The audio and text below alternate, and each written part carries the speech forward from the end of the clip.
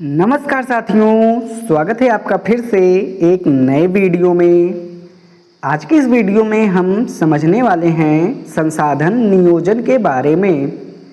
संसाधन नियोजन को इंग्लिश में रिसोर्सेज प्लानिंग बोला जाता है। जैसा कि आप देख सकते हैं, ये आपके बोर्ड एग्ज़ाम में पूछा भी गया है। इस वजह से ये आपके लिए और भी ज़्यादा महत्वपूर्ण हो जाता है। तो चलिए बिना देरी किए समझना शुरू करते हैं। तो सबसे पहले हम समझते हैं कि संसाधन नियोजन की आवश्यकता क्यों होती है। तो संसाधनों के विवेकहीन और अति उपयोग के कारण संसाधन नियोजन की आवश्यकता पड़ती है। मतलब कि जब बिना सोचे समझे संसाधनों का अंधाधुंध प्रयोग होने लगता है तो उसके लिए हमें ज़रूरत होती है संसाधन नियोजन की। संसाधन नियोजन का अर्थ क्या होता है? संसाधन नियोजन का अर्थ है, संसाधन नियोजन वह कला या तकनीक है जिसके द्वारा हम अपने संसाधनों का प्रयोग विवेकपूर्ण ढंग से करते हैं। मतलब कि संसाधन नियोजन का मतलब है संसाधनों का विवेकपूर्ण ढंग से प्रयोग करना। ठीक, अब हम समझते हैं कि भारत में संसाधन नियोजन की आवश्यकता क्यों है। तो भारत में संसाधन नियोजन की आवश्यकता क्यों है? हमें पता है भारत में बहुत सारी क्या हैं, विविधता हैं।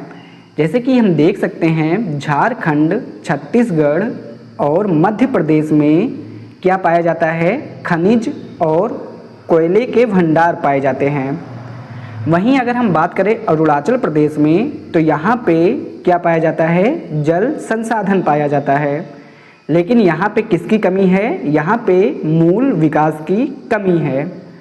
इसके अलावा अगर हम बात करें राजस्थान की, तो राजस्थान में पवन और सौर संसाधनों की क्या है, बहुतायत है, यानी कि प्रचुरता है। जबकि किसकी कमी है? जल संसाधनों की कमी है। यानी कि हमने देखा भारत में ही कहीं पे कुछ संसाधन की अधिकता है और किसी चीज़ की कमी है। जैसे कि राजस्थान में पवन और सौर ऊर्जा विकसित किया जा सकता है, उसकी बहुतायत है। जबकि किसकी कमी है? जल संसाधनों की कमी है। वहीं अरुणाचल प्रदेश में जल संसाधन बहुतायत में पाया जाता है, जबकि मूल विकास की कमी है। तो इस प्रकार भारत में बहुत सारी विविधता हैं। तो हमें क्या करना होगा, इसके लिए नियोजन यानी कि प्लानिंग बनाना होगा। यानी जहाँ पे जल संसाधन नहीं है वहाँ पे जल संसाधन पहुँचे, और जहाँ पे विकास नहीं हो रहा है वहाँ पर विकास के संसाधन पहुँचे। तो इसके लिए हमें क्या करना होगा, प्लानिंग करना होगा। तो प्लानिंग कैसे होता है? प्लानिंग 3 चरण में होता है। कौन कौन सा? प्लानिंग करने के लिए 3 चरणों पर ध्यान देना होता है। सबसे पहले तो देश के विभिन्न प्रदेशों में संसाधनों की पहचान और उसकी तालिका तैयार करना। जैसे कि अभी हमने देखा कि सबसे पहले हम देखेंगे कहाँ पे कौन से संसाधन पाए जाते हैं, उनकी तालिका बनाएंगे। उसके बाद फिर संसाधन विकास योजनाएं लागू करने के लिए उपयुक्त प्रौद्योगिकी, कौशल और संस्थागत नियोजन ढांचा तैयार करना। जैसा कि हमने अभी देखा कि झारखंड में और मध्य प्रदेश, छत्तीसगढ़ में क्या पाया जाता है, खनिज और कोयला पाया जाता है। लेकिन क्या खनिज और कोयला अपने आप ही संसाधन में कन्वर्ट हो पाएंगे? नहीं। तो उसके लिए हमें क्या करना होगा? उसके लिए हमें उपयुक्त प्रौद्योगिकी विकसित करना होगा, कौशल विकसित करना होगा और संस्थागत ढांचा बनाना होगा। मतलब कि हमें तकनीक के माध्यम से ज़मीन के अंदर पाए जाने वाले खनिज को निकालना होगा, उन्हें फिर संस्थाओं में ले जाकर उनसे क्या करना होगा, ऊर्जा बनाना होगा। यानी कि उनसे अपनी आवश्यकता की पूर्ति करनी होगी।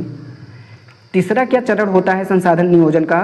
तीसरा चरण होता है संसाधन विकास योजनाओं और राष्ट्रीय विकास योजनाओं में समन्वय स्थापित करना। मतलब कि ऐसा ना होने पाए, जैसे कि मैंने बताया था, एक एग्जाम्पल मैं आपको देता हूँ। आप जब भी पढ़ने बैठते हैं तो आपको प्लानिंग बनाना होता है कि हम इतने टाइम से इतना टाइम तक पढ़ेंगे। लेकिन आप जो वो टाइम टेबल बनाते हैं वो टाइम टेबल ऐसा ना हो कि उसी समय आपके घर में कुछ काम हो और आप पढ़ने का भी टाइम टेबल उसी समय बनाएं। तो इससे क्या होगा कि जब घर में काम होगा तब आप पढ़ने का टाइम टेबल बनाएंगे, जिस वजह से घर के लोग आपको काम के लिए क्या करेंगे, बुलाने लगेंगे। तो आपकी पढ़ाई क्या नहीं हो पाएगी, सही से नहीं हो पाएगी।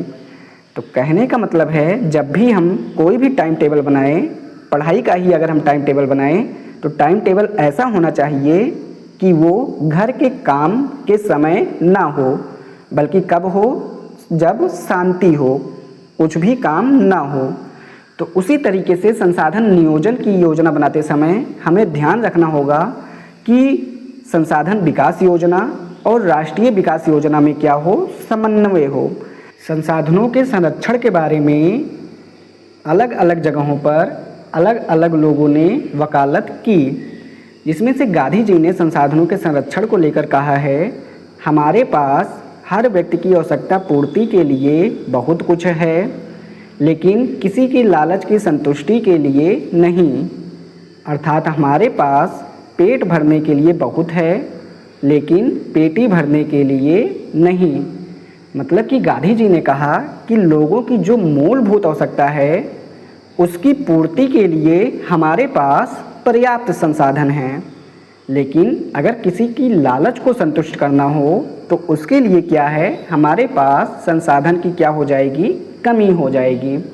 मतलब कि मूलभूत आवश्यकता, मान लो घर है तो घर बनाने के लिए हमारे पास संसाधन है, लेकिन घर अब 20 करोड़ का ही बने, सभी लोग ऐसे अगर लालच करने लगें तो उसके लिए हमारे पास क्या नहीं है, संसाधन नहीं है। और संसाधन के संरक्षण के बारे में सबसे पहले जो कहा जाता है वो 1968 में क्लब ऑफ रोम ने क्या किया था, संसाधन संरक्षण की वकालत की थी। संसाधन संरक्षण का मतलब है संसाधन को बचाने से। उसके बाद 1974 में सुमेसर नाम के व्यक्ति ने अपनी पुस्तक स्मॉल इज ब्यूटीफुल में गांधी जी के दर्शन की क्या की, पुनरावृत्ति की।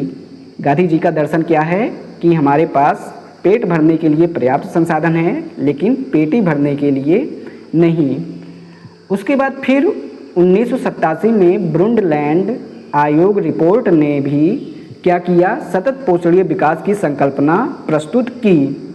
तो ऐसा माना जाता है कि सतत पोषणीय विकास की संकल्पना सबसे पहले किसने प्रस्तुत किया, तो वो प्रस्तुत किया ब्रुंडलैंड आयोग रिपोर्ट ने। फिर यही ब्रुंडलैंड आयोग रिपोर्ट बाद में आवर कॉमन फ्यूचर शीर्षक से क्या हुआ, इसकी पुस्तक प्रकाशित हुई। ठीक, तो सबसे पहले संसाधन संरक्षण की वकालत किसने की, 1968 में क्लब ऑफ रोम ने किया। फिर 1974 में सुमेसर की पुस्तक स्मॉल इज ब्यूटीफुल में इन्होंने भी गांधी जी के दर्शन की पुनरावृत्ति की। 1987 में ब्रुंडलैंड आयोग रिपोर्ट ने सतत पोषणीय विकास की संकल्पना प्रस्तुत की। बाद में यही रिपोर्ट आवर कॉमन फ्यूचर शीर्षक से पुस्तक के रूप में प्रकाशित हुई।